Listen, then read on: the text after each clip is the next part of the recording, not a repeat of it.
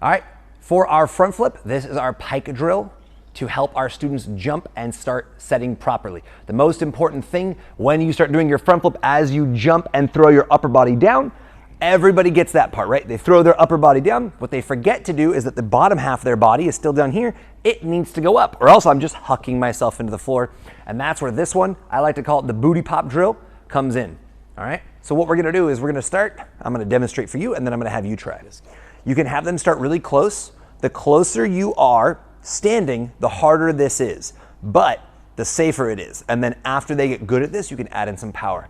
I'm gonna start with my arms up. I'm going to jump straight up, and the second my toes leave the ground, I'm gonna bend from the waist. Notice my arms are not dropping on their own. They're staying by my ears. I'm bending at the waist, throwing my arms and head down to put my hands as close to this edge as possible.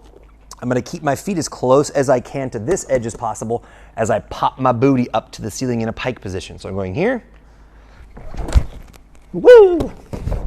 You don't need a handstand. That was just a little too much power right there on that one. But what we're practicing for these students is to teach them to pop the butt, right? Pop the butt up. Why don't you come over and try one for us?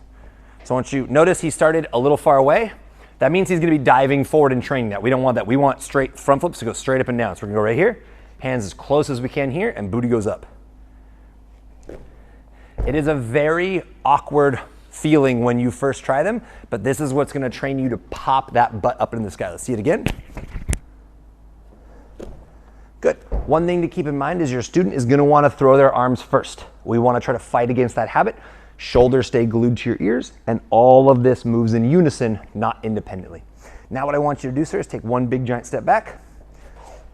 Now what I'd like to see is you're gonna go step, arms up, punch, and then do the same drill. Good, let's try it again. Maybe a bigger step back to make it a little easier for that step forward. And go for it. Okay, something we may have noticed here was when we did this, what happened with the head. As soon as the chin lifts and the back arches, all the weight goes onto the shoulder blade, and then he almost took a face plant. So you gotta make sure head goes down, looking back the way you came from. You'll notice in all of our flips, we have to keep looking through. When we suddenly change our head position, the whole thing is off. All right, let's do it one more time. Much better, good job.